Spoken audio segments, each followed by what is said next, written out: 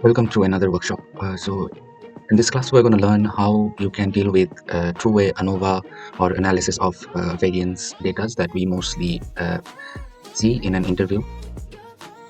People are often asked that from a very clear data set, they have to draw some visualization and a decision making.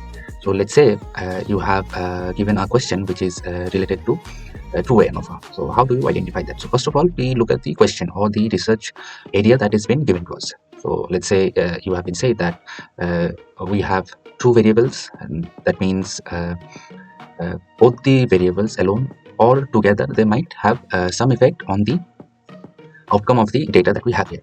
All right. So let's say you have been given a question which is connected to two-way ANOVA.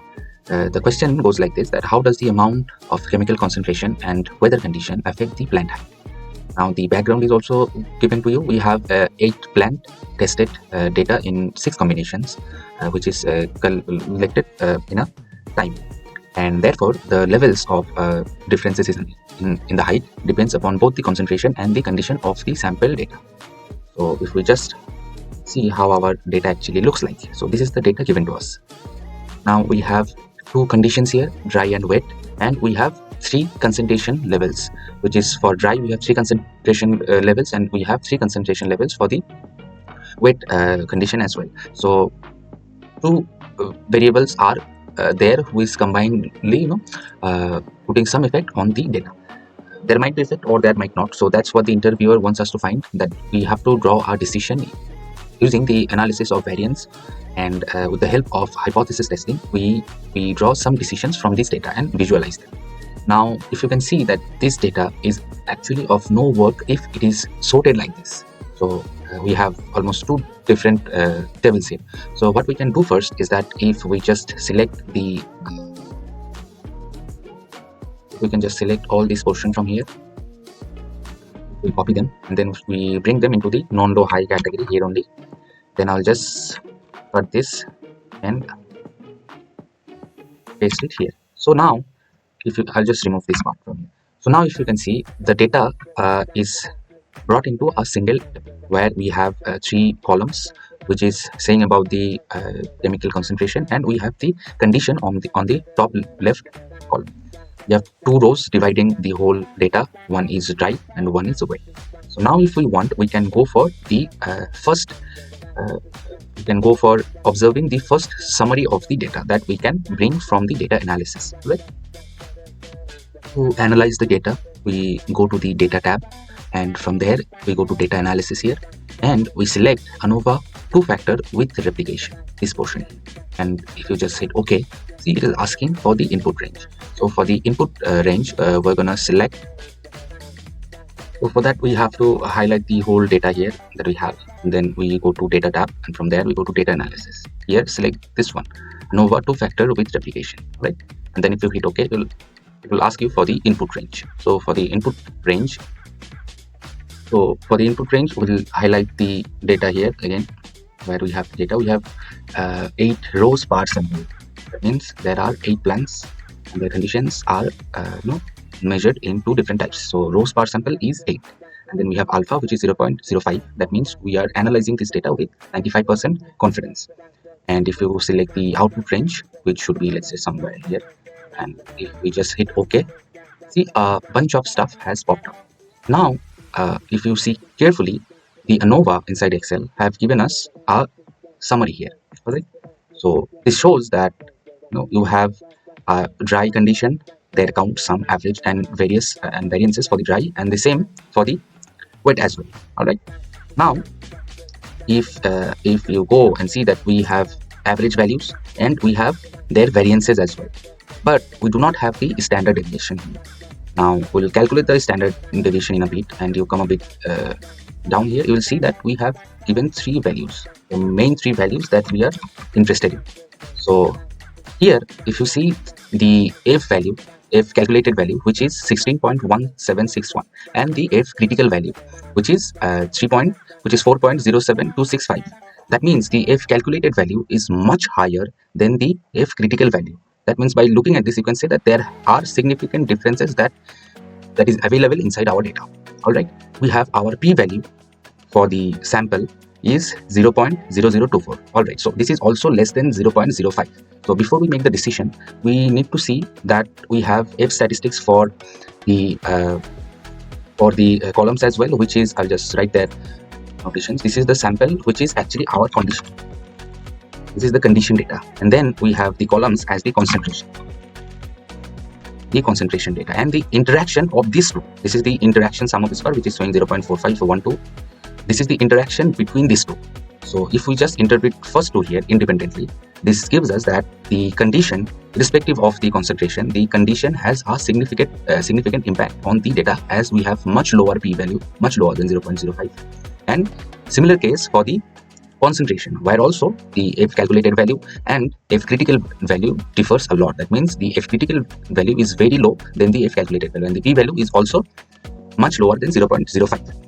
This too gives us a individual explanation of the condition affecting the plant heights, and the concentration, chemical concentration, which is also affecting the the plant heights.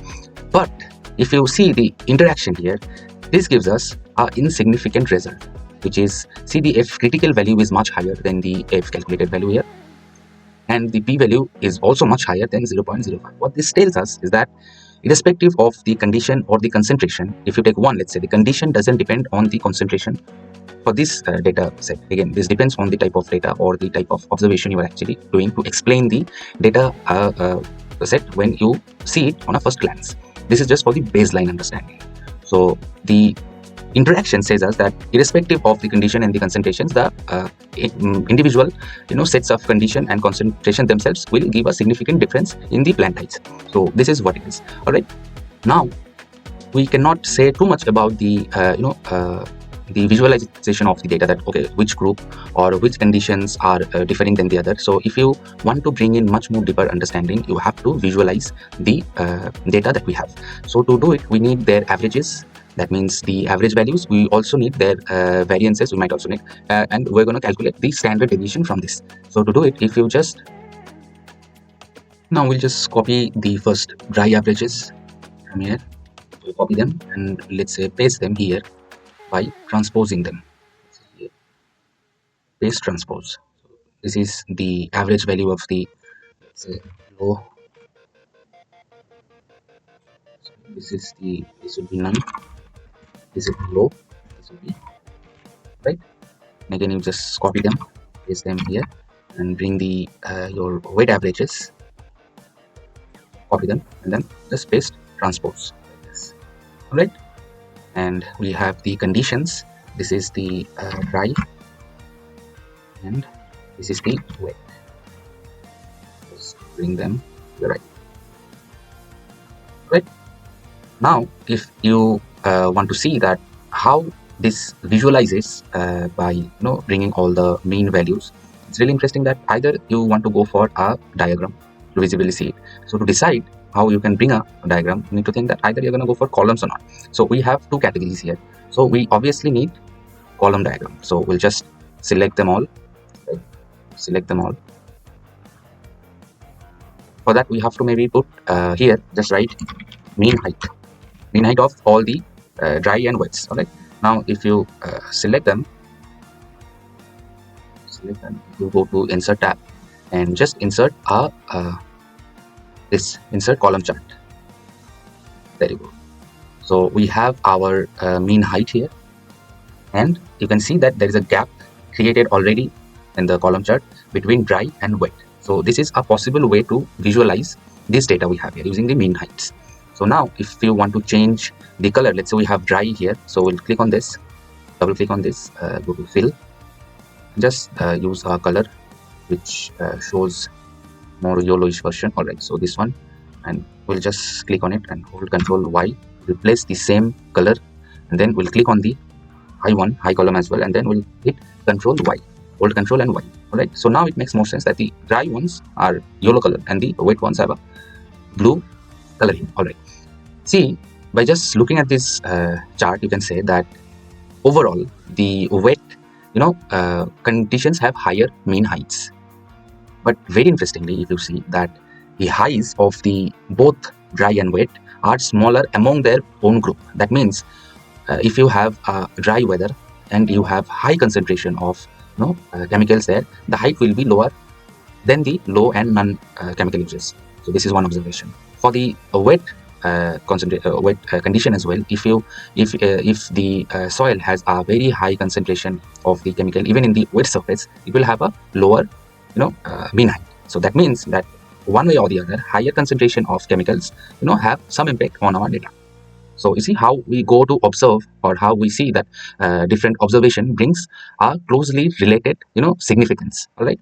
So now we want to also see that how they differ from one another. So for that we need to see the error bars. To do it, we need variance and standard deviation to go for the error bar C. So what we're going to do, to bring the standard deviation, we need the variances first. So what we're going to do, we're going to just copy them from our data that we have here. I'll just zoom it a little bit, zoom out. Then I'll just copy all the variances that we have here. Let's say for the dry, we have the variances are this, the none, low and high. We'll just copy them. Let's say we want to paste them here, right? And we'll paste them transpose like this. And then the variances of the wetland as well, copy them, and we will wet condition variances, will paste them transpose as well like this, right? So we just write here that this is our variance and we have a standard deviation here. So we'll just calculate the standard deviation. We have just type have the standard deviation as square root of the variance. Just close the argument equal SQRT, and then select the variance and close the argument, then hit enter. This is our standard deviation. Just drag them. Now if you look, we also need, as we have standard deviation, we also need that how much the sample mean deviates from the actual population. So for that we also need something called standard error. Standard error, we calculate it by let's say equal, we first take the standard deviation, we divide it by the square root of the sample size, which is in our case is 8. All right, just close the argument and if you hit enter, see we have our standard errors. So just drag them.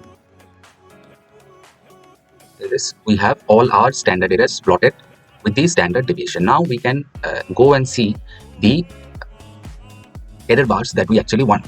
That means how accurately the sample data represents the whole population. To see that, you need to add error bars. With error bars, just within a glance, you can observe and make the decision on the data that you have. So to do it, what we do is that we first, let's say in statistics, sample mean, which deviates from the actual mean of a population. The deviation is the standard error of the mean. Remember, the deviation is the standard error of the mean. All right. So if we just go now and plot the error bars in our chart, if you click on our chart and if you go and click on add chart element on the top left corner, and if you click on the error bars, see we don't need a standard error here on the plot. What we want, if you go to the more error bar options here, if you go to this option, error bar options, we have the vertical error bars already selected. So we don't care about the horizontal error bars. That is just going to show you that your data sets are one standard deviation away from the other. So that will give you quite similar error bars for all the categories that we have. So for the vertical error bars, what we do is that we go to custom. We have to specify the value here. Just select for the positive error value. We select all the standard errors that we have calculated from the standard deviation to be much more precise. And then also for the negative error values, also select the same standard error value. So this is actually saying that how much above the data value we want to go, or how much below the standard error we can tolerate to go. All right. So if you then just hit OK, you'll see our data now has a perfect meaning. You can, just looking at this data, you can say that how the differences is plotted. So for example, if you see the error bars of the none concentration bar here, here the error bars is almost similar with the high dry condition bar here. What does that really mean? That means that even if their mean values is different, but their the error bars or the standard error is quite overlapping. So there might not be a significant difference in this two. All right. Now, if we go and zoom in a little bit, you'll see that the within group differences are pretty much visible here. The none differs much from the high concentration error bars here. And that makes sense, because if it's dry and you have a really high concentration of chemical, your heights are likely to affect it. All right. And similar goes for the wetland as well. So you can see that there almost exist quite a good amount of differences between the shapes of the error bars that we had. That means the data has significantly shows us some differences. So now what we can write is that if we define our HA, which is the alternative hypothesis. So in ANOVA, the moment you have a visual representation of your data, we have to go for the decision making. How we do that? We first define our HA, which is the alternative hypothesis, and then we define our null hypothesis. So let's say the alternative hypothesis is the idea that we thought before watching the data, that okay, let's say there are amount of differences in the group. All right, and the H naught, which is the null hypothesis, we say there are no differences in the groups. All right. So what should be our decision here? By just looking at the data and the p-values of the condition and concentration, we saw that the F calculated value that we have is much higher for both the condition and concentration individually have some impact on the data, which is statistically significant. That means the groups actually differ from one another. All right. So if this is the case, then we say that if calculated value is much higher than the F critical value, we reject null hypothesis H naught. That means we say that there are good amount of differences in the group. So the condition and the concentration that we have some effect on the planned height. I hope that you have understood the theories also. So we also assume that you know the theoretical ground of the ANOVA and the hypothesis testing. Otherwise, the practical sense might not help you on solving all sort of data. But if you have a good grip on the theories, you can understand, and you can go about your own way to observe the data, even in critical data sets. All right. So this way you can have a lot more observable visualization of your data. And I hope all of you having a good time attending our workshops. So if you want to enroll into the January to June workshop categories we have, so there we'll be taking full-time data analysis workshops. So there within 4 weeks of attendance, you can get a data analyst expert certificate. So to do that, it might help you to enter into likely industries where there is a high number of necessity for the data analyst jobs. And I hope this will skill up your idea about analysis of variance and the statistics behind all the data visualization that we're doing here. And I hope all of you might join in the future classes as well. So I'll take a leave today, and I'll see you in the next class. Thank you so much.